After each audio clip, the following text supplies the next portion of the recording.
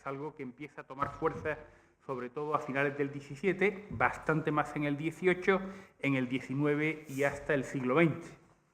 El bueno de... Bueno, digo el bueno porque llegamos a tener una relación prácticamente de abuelo-nieto, ¿no? El gran sabio y maestro, el padre Bucer, que como ustedes saben fue el editor del Index Thomisticus, un gran estudioso de la lexicografía de Santo Tomás. El gran padre Bucer decía que los temas pueden estar en Santo Tomás sin que esté la palabra con que actualmente lo designamos. Y eso ocurre en buena medida con el término cultura, tal como se entiende hoy en día.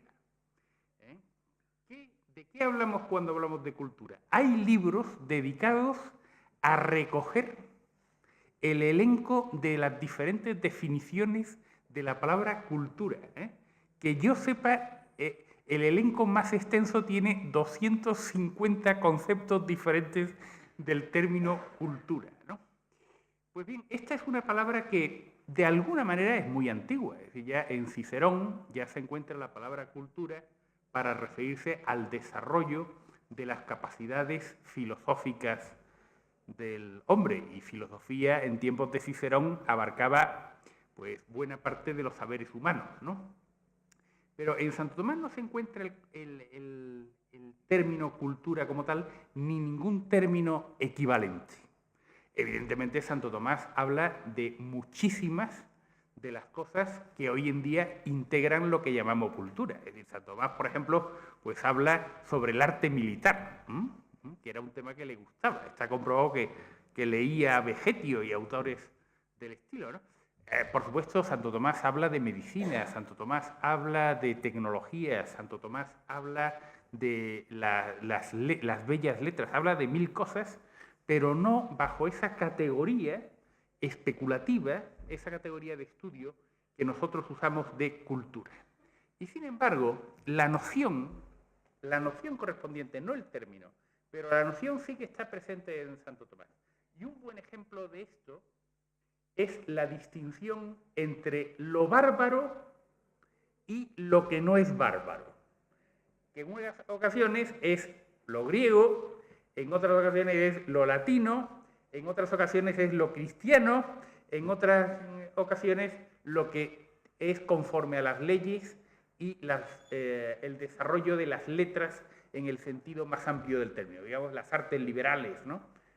Y otros estudios, ¿no? Académicos.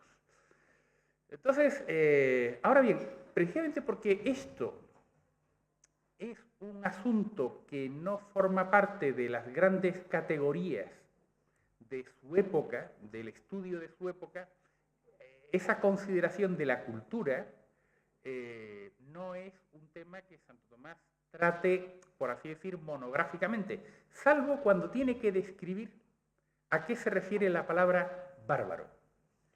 Y básicamente lo que dice Santo Tomás al respecto, que es un término que aparece, por ejemplo, en las epístolas de San Pablo, y por tanto él tiene que explicar. Pues lo que él viene a decir es que bárbaro fundamentalmente es un extranjero. Para los griegos los bárbaros eran extranjeros. De tal manera que según algunos el propio término bárbaro venía de una onomatopeya de cómo sonaba el lenguaje de los no griegos a los griegos, ¿no? Va, ¿no? Entonces, este es un bárbaro, ¿no? Pero bárbaro propiamente es el extranjero. Ahora, el extranjero puede ser extranjero, dice San Tomás, por diversas cosas. Puede ser extranjero por el lenguaje, puede ser extranjero por sus leyes, pero lo máximamente extranjero y por tanto el bárbaro por antonomasia, digamos, el modelo perfecto de bárbaro, tipo, pues no sé, Conan el bárbaro, pues el modelo de bárbaro por antonomasia es aquellos que no actúan conforme a la razón. Porque la razón es lo propio del ser humano. Y por tanto, lo más extraño que hay para el ser humano es lo irracional. Nosotros podemos entender incluso las malas acciones en la medida en que tienen algún sentido. Me han robado porque querían mi dinero. Me han pegado porque estaban enfadados conmigo. Bueno, pues eso nos aguantamos, pero lo entendemos. Pero si alguien que es inmensamente rico, me roba lo poco que tengo y luego lo quema, eso sí que enfada muchísimo, porque eso no lo entendemos de ninguna de las maneras. Eso es bárbaro. Y del mismo modo, las acciones bestiales, es decir, las que son propias de los seres irracionales, esas son las acciones que llamamos por antonomasia bárbaras. Por tanto, ¿qué sería lo culto para Tomás de Aquino? Pues lo culto es lo que es conforme a la naturaleza racional del hombre. Por ello, en Santo Tomás, aunque él no lo diga explícitamente porque no usa la palabra cultura, a partir de lo que Santo Tomás sí dice, propiamente no existe una dicotomía en sentido estricto entre naturaleza y cultura, entre aquello que es común a todos los seres humanos por nacimiento y aquello que varía según las pautas de unas sociedades u otras, según, digámoslo así, los hábitos y usos sociales. Sino que propiamente la cultura para Santo Tomás es todo aquello que es conforme a razón y se convierte en una pauta propia de un pueblo. El bárbaro deja de serlo cuando su comportamiento social es conforme a la razón. Y eso, por antonomasia, se da en dos ámbitos para Tomás de Aquino. El ámbito de las leyes racionales, y el ámbito de las ciencias y las letras, tendríamos que decir en nuestra terminología, ¿no? Así pues, Tomás de Aquino usa un sentido de cultura que es conforme al propio origen etimológico de la palabra. Fíjense ustedes que tanto el término naturaleza como el término cultura tienen raíces latinas que las dos son participios de futuro. Natura, lo que ha de nacer. Cultura, lo que ha de cultivarse. Lo que ha de cuidarse y además con el frecuentativo, es decir, cuidarse mucho. ¿Por qué? Bueno, en primer lugar porque lo natural es aquello que se reitera, por tanto, aquello que vuelve a nacer. Recuerden ustedes el ejemplo que pone Aristóteles sobre cómo se diferencia lo natural de lo artificial. Dice Aristóteles, si yo tengo una cama de madera de peral, y esa cama en una casa, tal como eran las casas de los griegos en tiempos de Aristóteles, en un clima húmedo y cálido, ¿no? Y con el suelo de tierra, si esa cama arraiga y la madera revive y echa frutos, ¿qué frutos van a ser? ¿Camitas o peras? Si era de madera de peral. Pues yo me apuesto con Ockham, lo que sea, a que nunca van a salir camitas, ¿no? Y el 100% de las veces lo que van a salir es peras. ¿Por qué? Pues porque la naturaleza de eso no es ser una cama, eso es un artificio, eso es una proyección de nuestra inventiva. Y por tanto no tiene un dinamismo objetivo, un dinamismo propio. Yo puedo ir a una tienda de IKEA y me dicen, esto es nuestro nuevo modelo de cama. Porque usted lo dice, vamos, ¿no? O sea, si usted quiere considerar que esto es una cama, estupendo.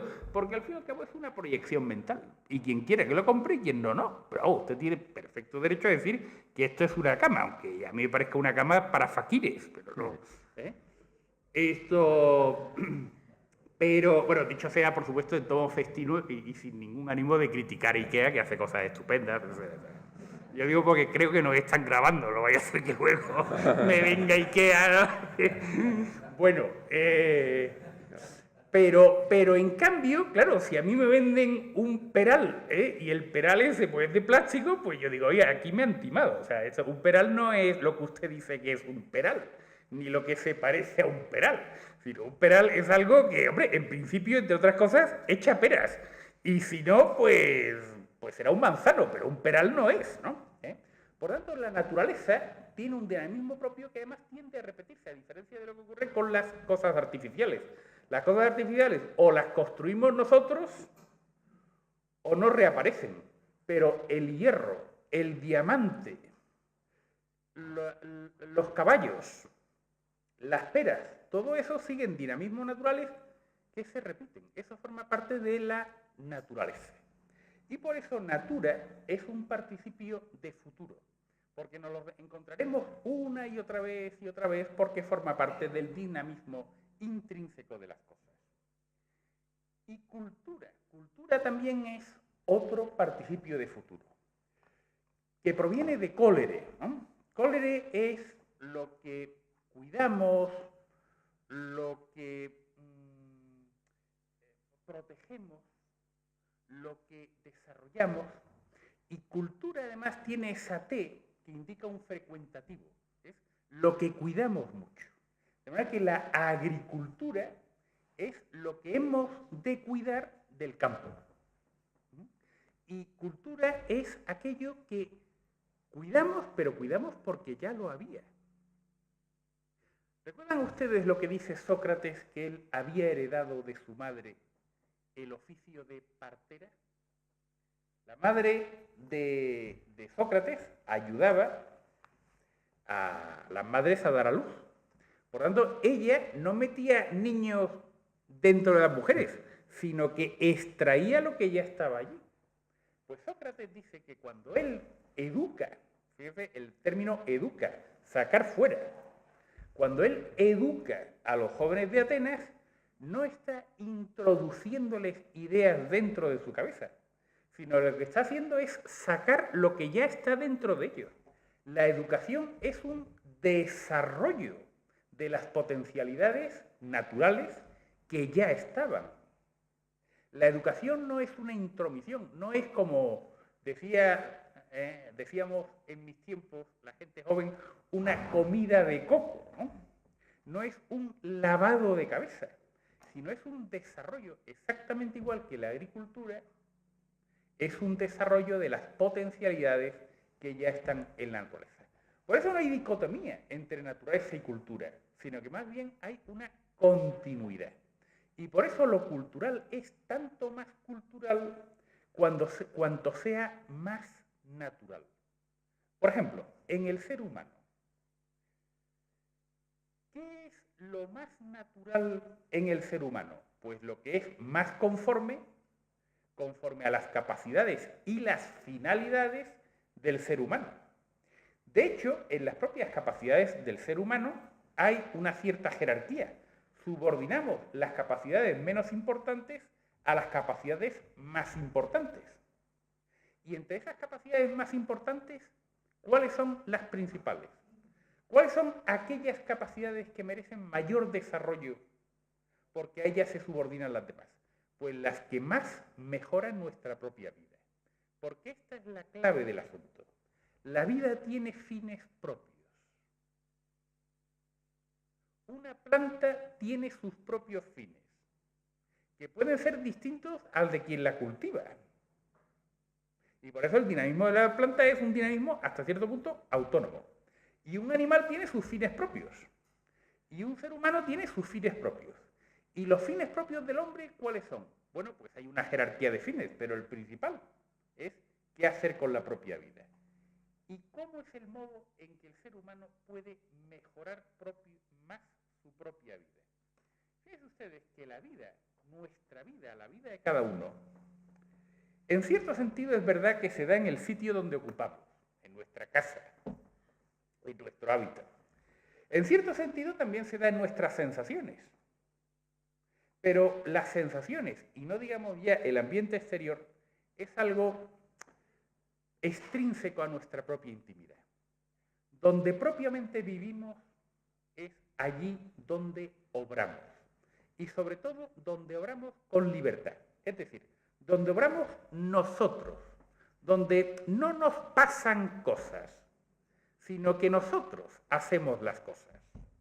Por eso, ¿qué hacer con la propia vida?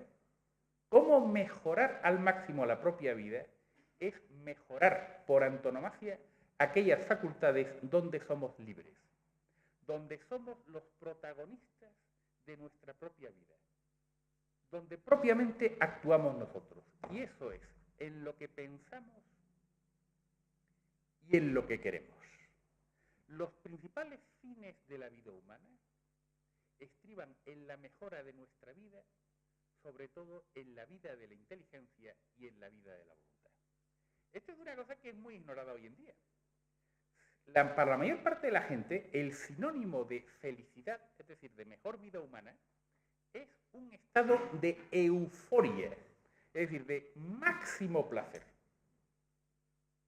El problema es que los seres humanos no estamos hechos para el máximo placer, porque tenemos un problema constitutivo. Y es que nosotros, los seres humanos, tenemos más deseo de placer que capacidad de placer.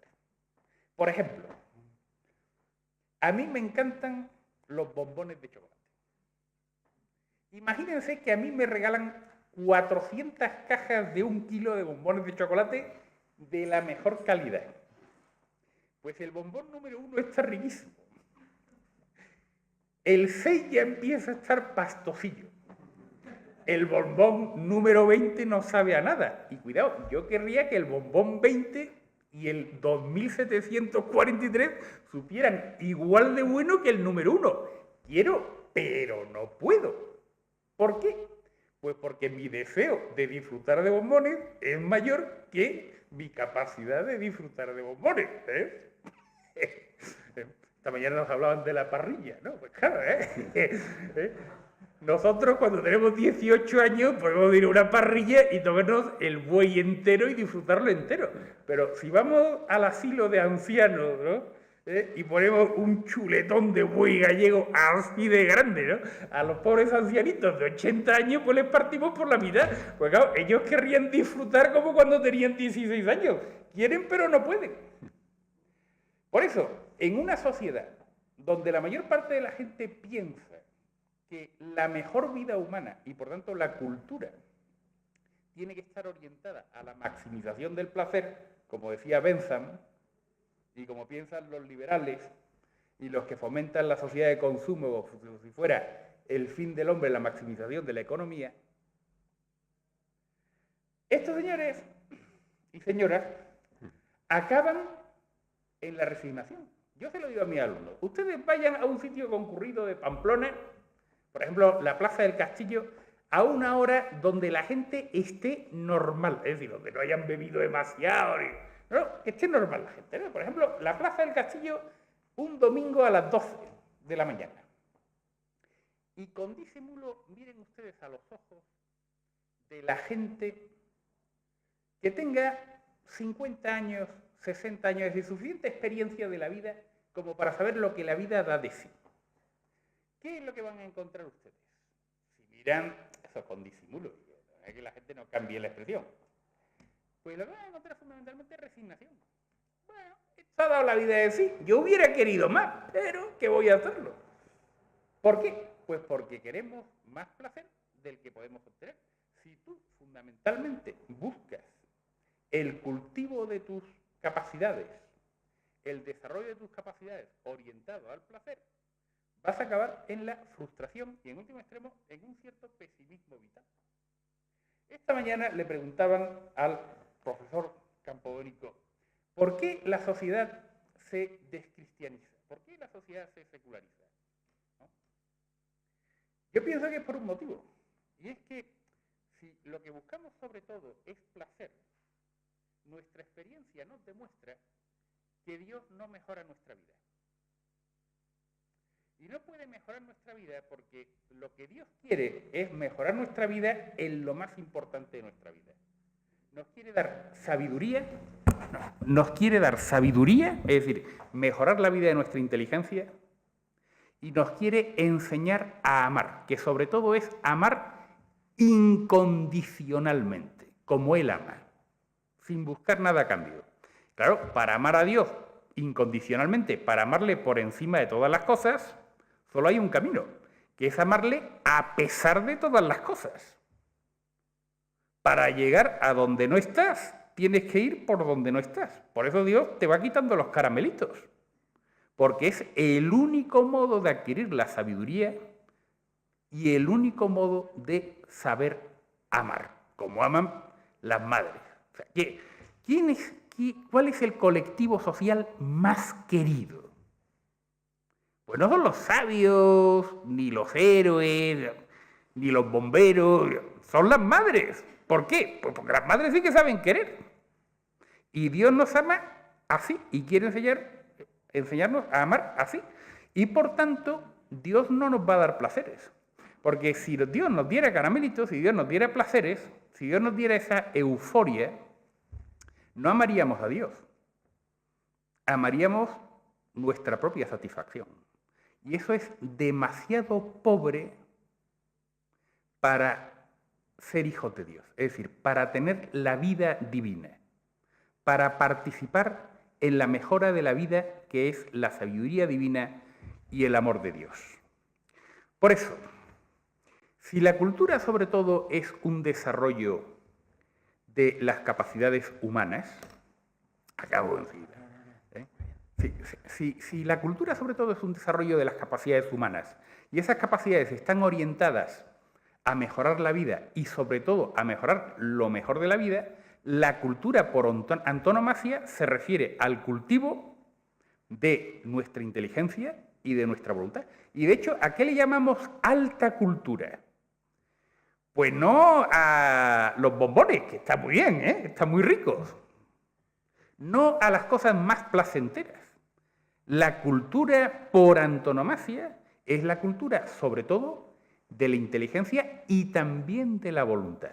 Porque lo más bárbaro que existe es justamente la perversión de la voluntad, incluso más que el error. Porque el error no nos transforma. Uno puede ser especialista en criminología y no por eso se transforma en un malvado.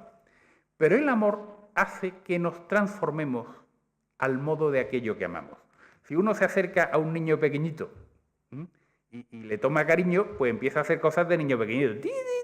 Cosas que son ridículas, ¿no?, en otro contexto, pero que en realidad demuestran que uno quiere a ese niño porque se ha transformado en él. ¿Cuántas veces hemos visto gente jugando con el perro por la calle? ¿Y qué es lo que hacen? Pues dan saltos, sacan la lengua, jadean, como hace el perro, porque aman a su perro.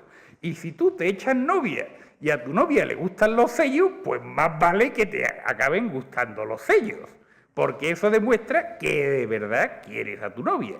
Y así en todas las cosas. Pues la cultura por antonomasia, lo que más mejora nuestra vida, por un lado está en el ámbito de la inteligencia y fundamentalmente está en el ámbito de la voluntad, en saber amar, en saber querer. Y por eso, los que no saben amar, los que odian, los que buscan hacer el mal, los vengativos, los injustos, los perversos, esos son la gente más alejada del cultivo de las capacidades humanas. Y en cambio, el amor por antonomasia es lo más cercano que hay a la cultura. De tal manera que una sociedad es tanto más culta cuanto más demuestre el amor a sus semejantes. Por eso, la solidaridad forma parte de la cultura humana, mientras que la bestialidad o el odio al extranjero, este tipo de cosas, son barbaries. Una última observación respecto a lo que, a mi juicio, es la relación entre naturaleza y cultura en Santo Tomás. Fíjense ustedes que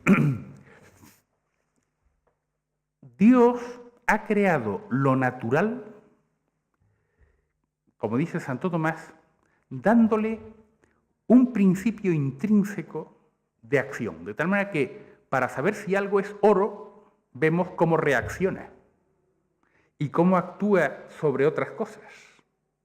La naturaleza del oro o de cualquier otra cosa se verifica en ese principio intrínseco de acción y de reacción. Pero Dios ha hecho eso, por así decir, poniéndolo en el interior más íntimo de las cosas. Dios no actúa como el arquero que le da extrínsecamente dirección a la flecha, sino que Dios pone así la dirección y la finalidad intrínseca a la flecha. Y esa es la naturaleza de las cosas. La realidad no es una masa inerte que pueda ser tratada de cualquier manera, sino que Dios la ha imbuido de un mecanismo interno. Nosotros, los seres humanos, podemos hacer algo semejante en ocasiones. Es decir, podemos, por ejemplo, sintetizar nuevos elementos químicos que tienen su propio dinamismo. Pero en la mayor parte de los casos nosotros no podemos hacer eso. Y en relación con otros seres humanos, desde luego no podemos hacerlo. Porque hemos de respetar los fines de otros, porque en último extremo son otro yo, ¿no? Bien, entonces, ¿qué es lo que podemos hacer nosotros con la cultura para mejorar las capacidades ajenas? Pues los seres humanos imitamos a Dios en un cierto sentido. Y es que si Dios pone la naturaleza intrínseca a las cosas, los seres humanos procuramos imbuir en los demás y en nosotros mismos una segunda naturaleza que son los hábitos. Por eso para Santo Tomás la finalidad principal de la ley es crear buenos hábitos de comportamiento en la sociedad, que forma parte de su cultura. Y la finalidad sobre todo del educador es crear buenos hábitos en sus estudiantes, tanto intelectuales como también morales. De tal manera que la cultura, el cultivo, es una cierta continuación de la obra creadora de Dios en la medida limitada en que los hombres tenemos. Tanto el cultivo de nuestra segunda naturaleza mediante los hábitos, como también el cultivo de pautas de comportamiento, de buenos hábitos, de buenas segundas naturalezas en el conjunto de la sociedad. Muchas gracias.